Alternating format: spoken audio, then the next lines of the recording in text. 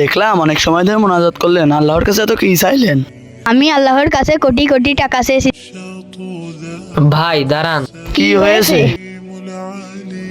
ভাই মসজিদ নির্মাণের কাজ চলছে, আপনি কিছু সাহায্য করুন।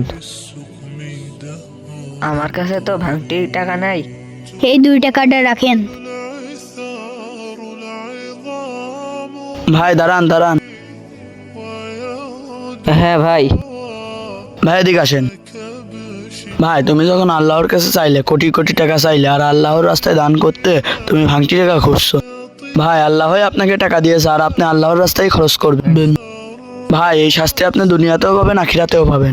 আমি আমার ভুলটা বুঝতে পেরেছি, এই টাকাটি রেখে দিন। ভিডিওটি ভালো লাগলে লাইক করে সাবস্ক্রাইব করে দিন।